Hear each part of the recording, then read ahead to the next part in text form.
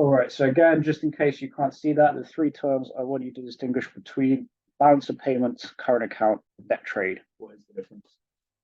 Okay, so to try and get you to understand the concept before we get into the details, I'm actually going to give you an analogy, which might seem like I'm going somewhere completely different, but it will link back, I promise. So consider when I first started my career postgraduate, for example, I was not a specialist, as you see before you today. I was not an economics specialist. I was a generalist, and I was earning income from a variety of sources. So let's make a little sort of account of these different sources of how I was earning my income. So I've got my income, and what I might want to subtract from that actually is my outflows.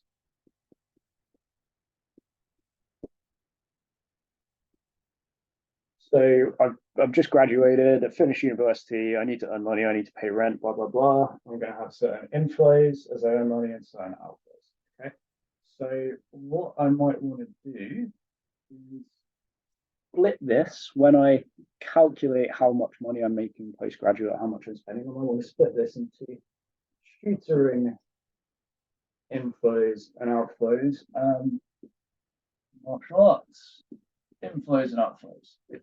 So I used to earn money from both sources, right? Earn some money from tutoring, some money from teaching martial arts, and I can split this further into economics, psychology, politics, the same space. I'm just going to split it into economics and psychology.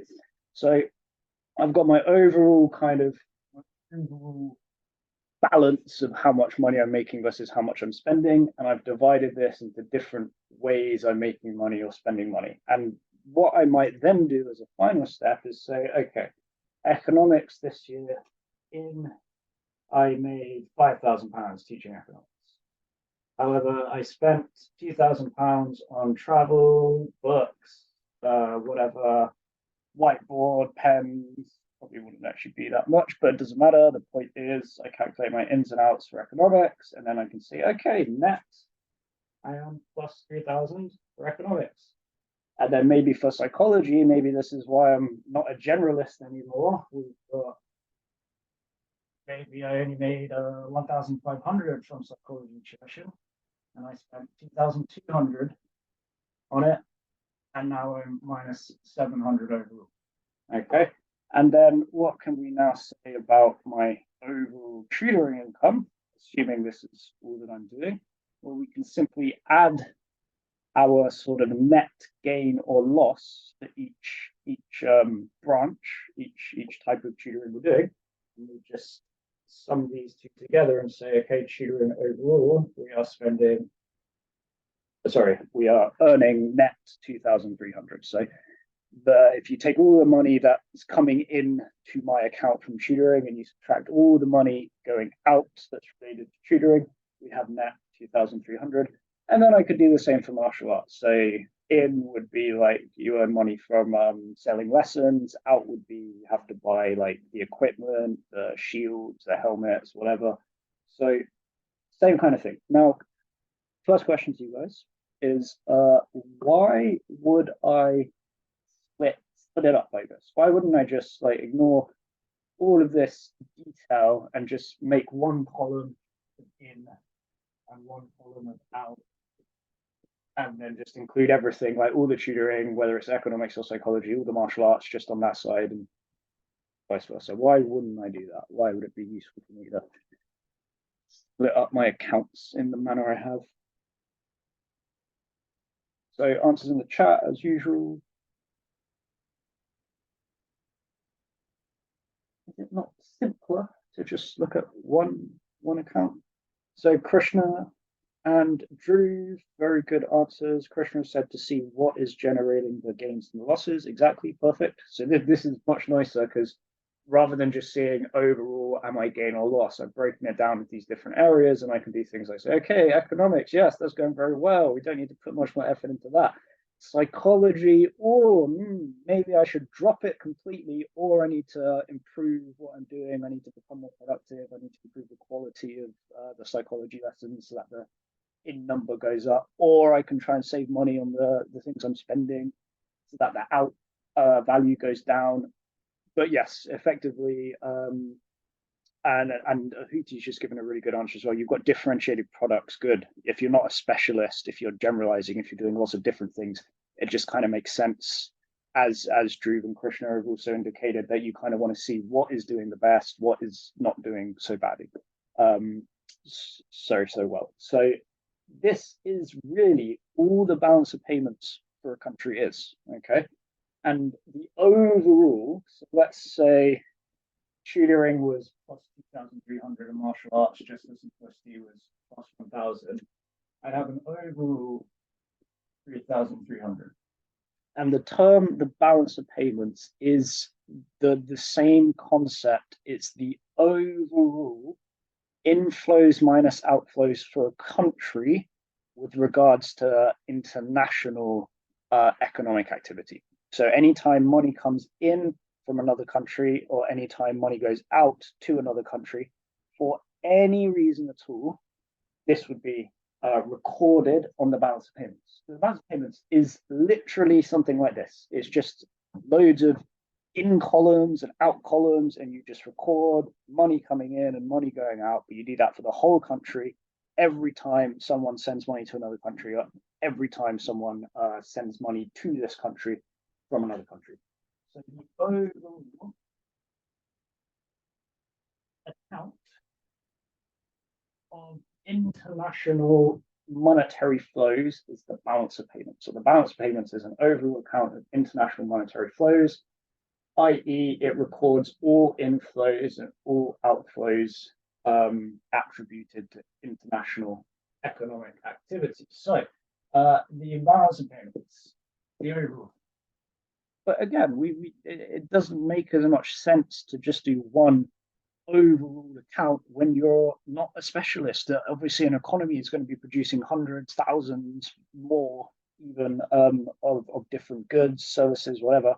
So you might want to see where you're doing well, where you're not doing so well. And so for this reason, we split the overall balance of payments into essentially two major accounts. The current account,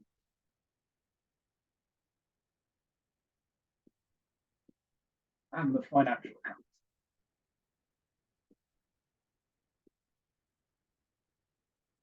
Okay, so you can already see, hopefully, that first thing I was talking about, there's a difference between the current account and balance of payments, right? We can say the current account is part of the balance of payments, just like tutoring account was part of my overall income and outgoings account.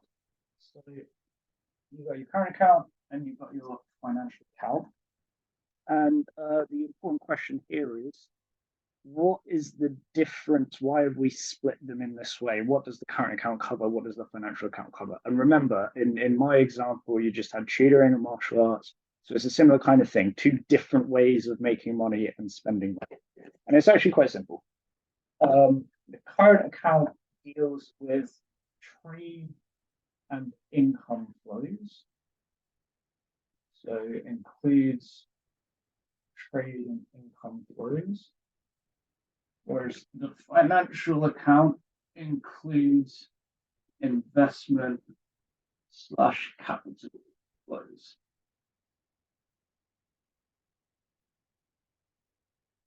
So that's the first big distinction. It's obviously a bit more complex than just, oh, I made some money through tutoring, and oh, I made some money through this other good or service. But you'll hopefully understand the reason for the separation a bit more later. The simple way of putting it is just, if you make any money through trade with another country, buying, selling goods and services, or you spend money on trade, it's on the current account. If you earn any kind of income for another country, so this could be like you own an American company, or you own shares in an American company, and that company sends you dividends to your UK bank account, that's going to be income, your income coming in from America, and that's going to go on the current account.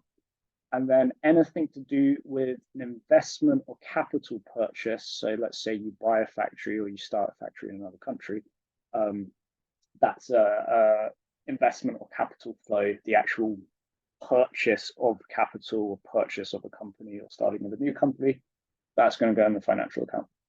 So again, anything, any trade income flows, current account, anything to do with the purchase of capital or other sorts of assets will go in the financial account. Okay, questions, anything at this point? Hopefully so far so good. Just notice the boards. There we go. So any questions, put them in the chat. Otherwise, I will break this down further by going into what are the subcomponents in each account. I'll give it just 20 seconds or so. Just want to make sure you guys are keeping up here. Okay, so seeing no questions, move on with our lives then. So what we then want to do is split these further into their sort of sub accounts or subcomponents. Again, same way that I could split tutoring into different subjects that I tutor, for example. So with the current account, we have 4 subcomponents: net trade in goods, net trade in services, primary income, and secondary income. Okay, so as you can see from what I've said before, you've got 2 which deal with trade, 2 which deal with income. Okay, so let's go through these in a bit more detail. So with each subcomponent, as we were in my original analogy, you're just measuring or recording all the money coming in for that type of activity and all the money going out for that type of activity. So to calculate net trading goods, for example, we would take the value of all exports of goods sold, which I'm just going to call XG, and we would subtract all imports of goods. And then for net trading services, we would take the value of all services exported, because every time you export something, that's going to generate inflows, right? Money coming in, and all inflows have to be somewhere on this balance of payments. If you export a service, you make money, that's going to get recorded on net trading services. And if you import a service, you're going to be sending money to another country in exchange for the service. So that will also go net trading services. Now together, these 2 are net trade. Okay, and again, there's that distinction, right? These are the three terms that I want you to be familiar. They're not the same thing. Net trade, current account, balance of payments, they're absolutely not the same thing. Net trade is a subcomponent of the current account, which is in turn a subcomponent of the overall balance of payments. Okay, and that is important if you get asked about like a net trade deficit or a current account deficit, for example, say as a 25 marker. If you get asked about a net trade deficit, you can only talk about these components. But if you get asked about a current account deficit, you can also talk about these components.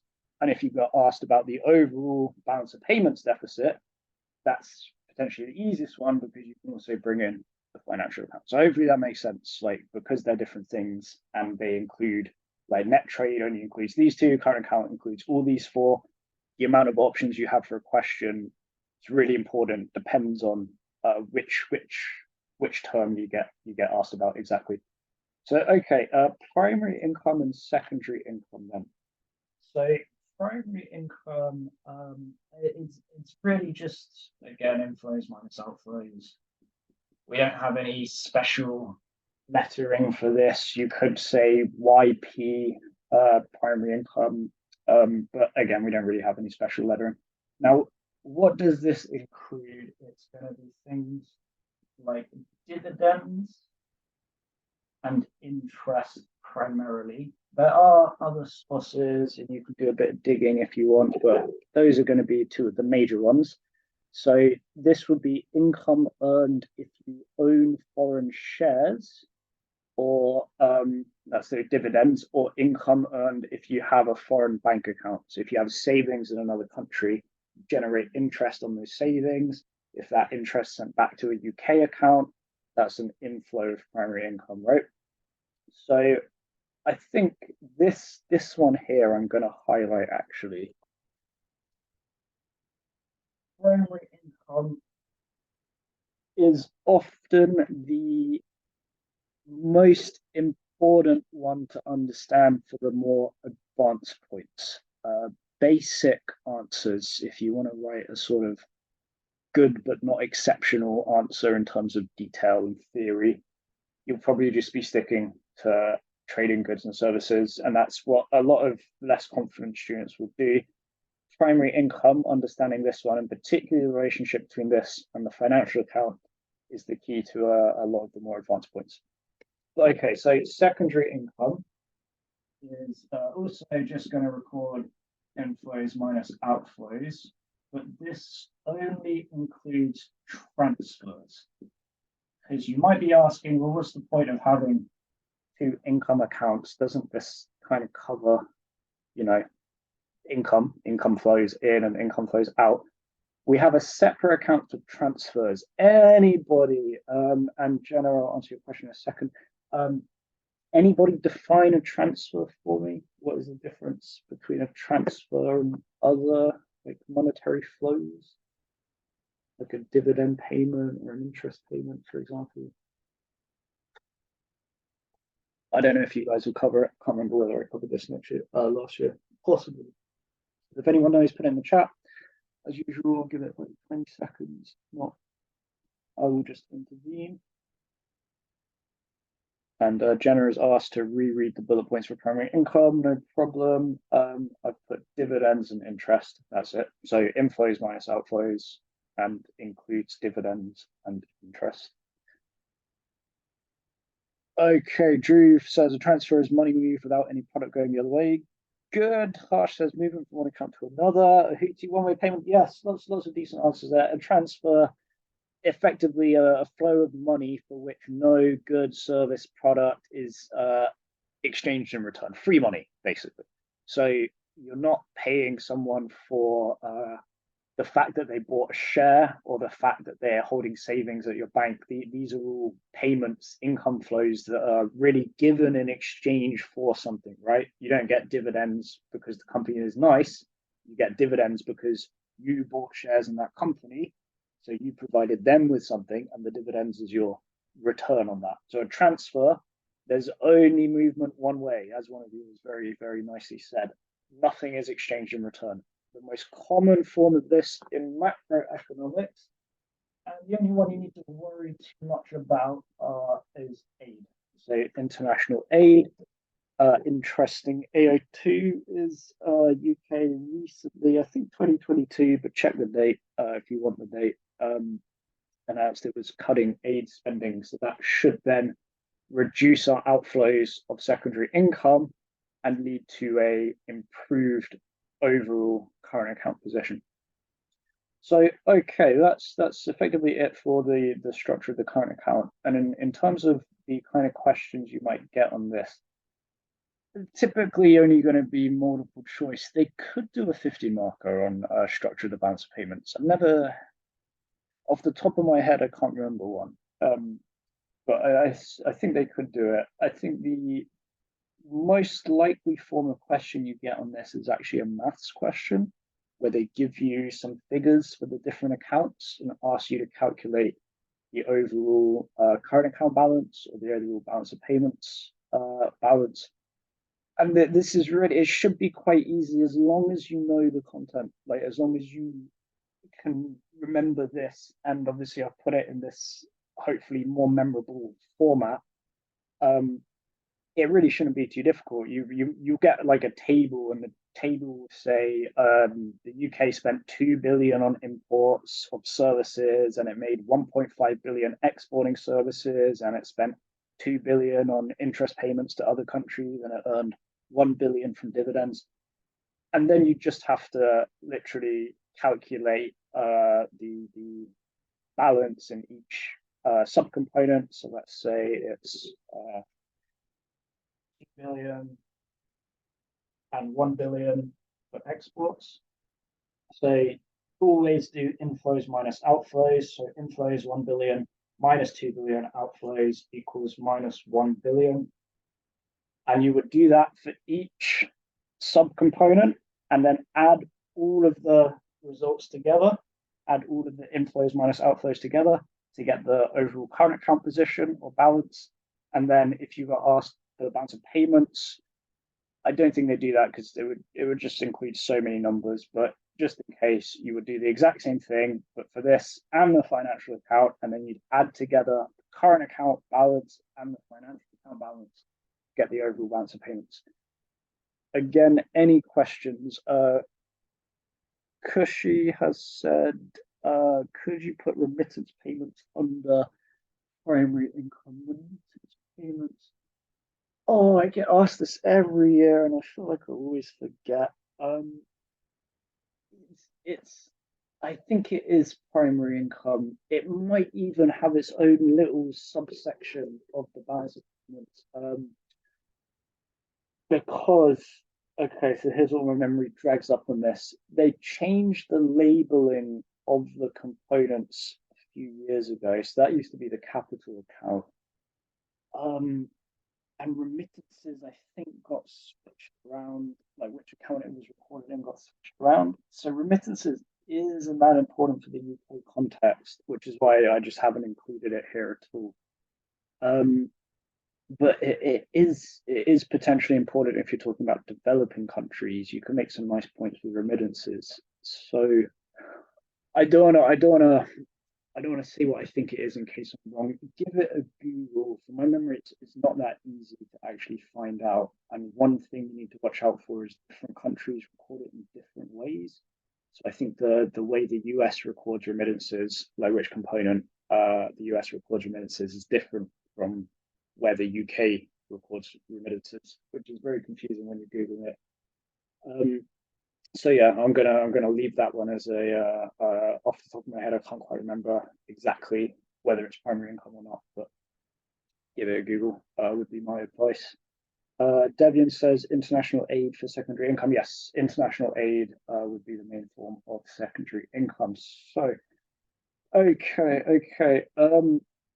Let's have a look at the financial account then. I think that should be more or less covered, let's say. So just in case anyone actually wants to note that down, I'll keep that on for the time being. And let's move on to the financial account. So financial account is going to start off with direct capital investment.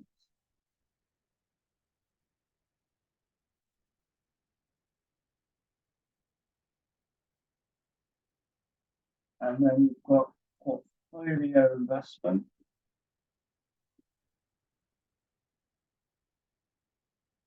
And then I'll take this off now. Hopefully you've had time to write it down. And then you've got other investment. And again, different countries might have sort of different names or labels or ways of recording it. That's not going to work in the space there. So, okay. So you can see that rather than trade and income, portfolio is what that says, by the way, rather than trade and income, this is all about investment flows. And I would highlight straight away that there's sort of two transactions with regards to investment flows, two transactions of interest. Imagine you buy a share in an American company, and then you receive over time dividends from that company, right? There's two transactions going on there, or two flows in terms of direction. Firstly, you sending money to another country to buy the share, right? And that's going to be on the financial account.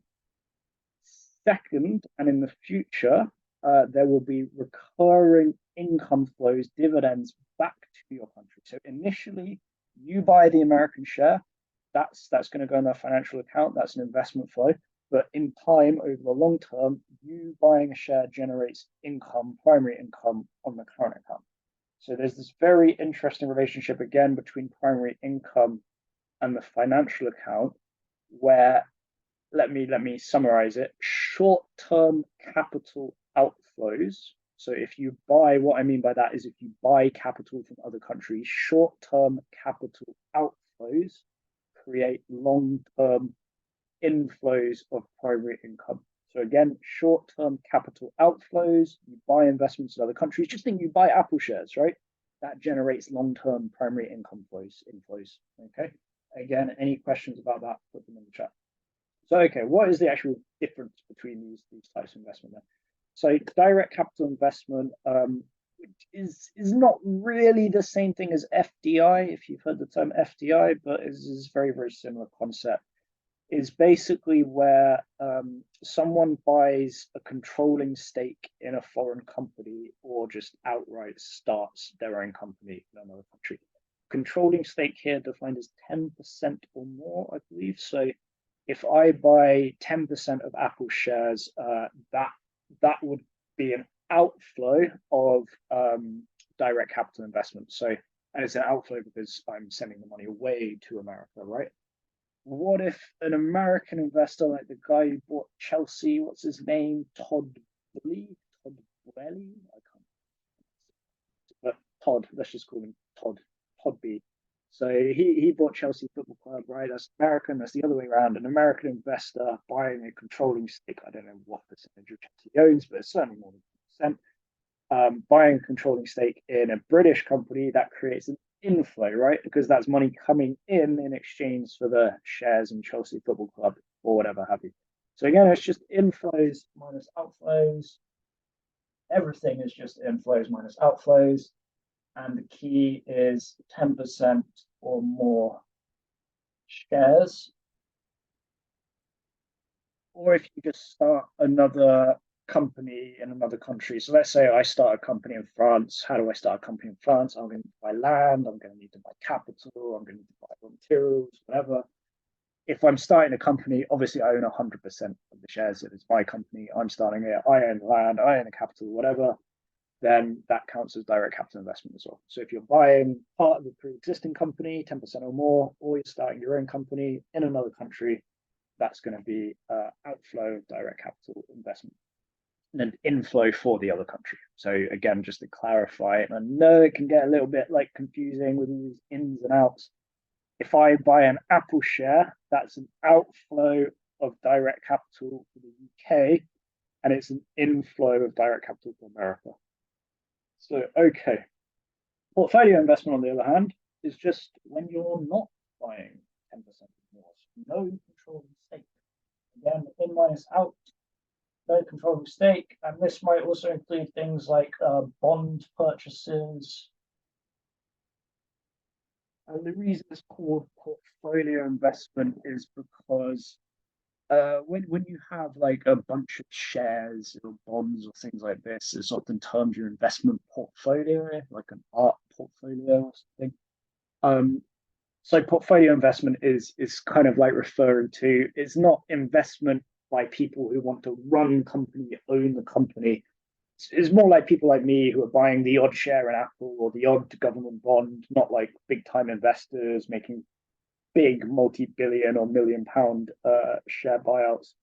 Just people adding to their investment portfolio, buying assets in other countries. Okay, and then other investments, all the other stuff basically. So this can get quite complicated. And again, similar to Kushi's question, that there are things I'm leaving out. That this is by no means comprehensive, covering every possible type of transaction. But I am covering the main ones, especially the ones that are important in a UK context. So other investment, for example, I believe now includes things like intellectual property purchases, which is a very, very tricky one to sort of place in this accounting system. But again, that's not particularly useful for you as an A-level student. The key one you need to know is hot money flows.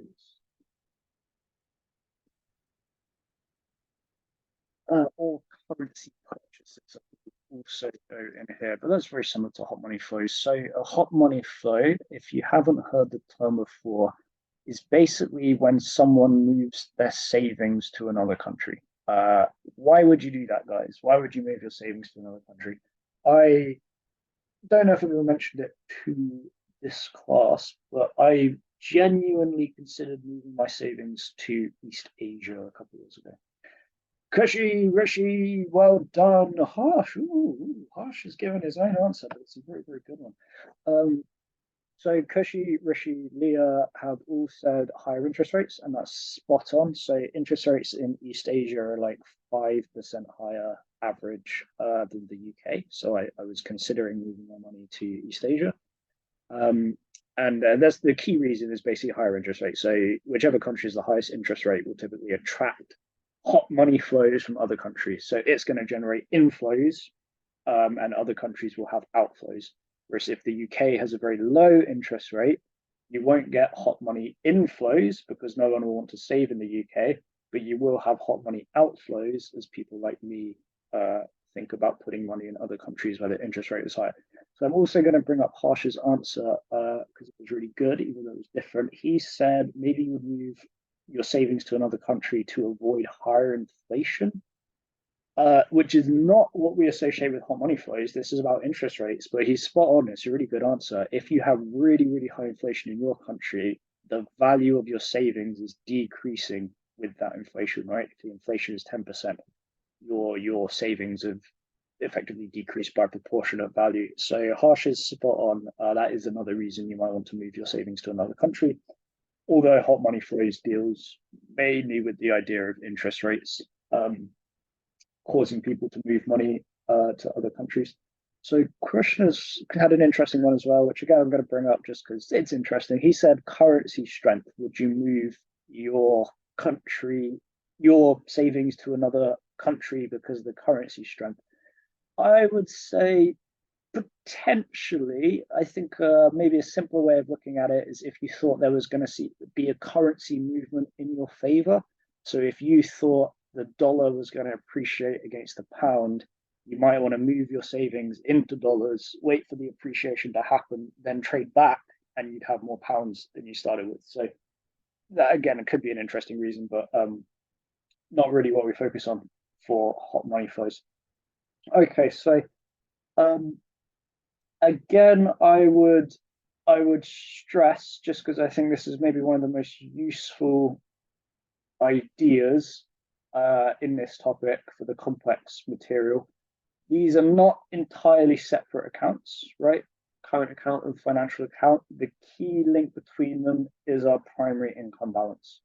So again, particularly with portfolio and direct capital investment, outflows on the financial account, portfolio investment outflows, direct capital investment outflows will generate long-term income flows on the current account. Okay, and again, that's going to be an important point later.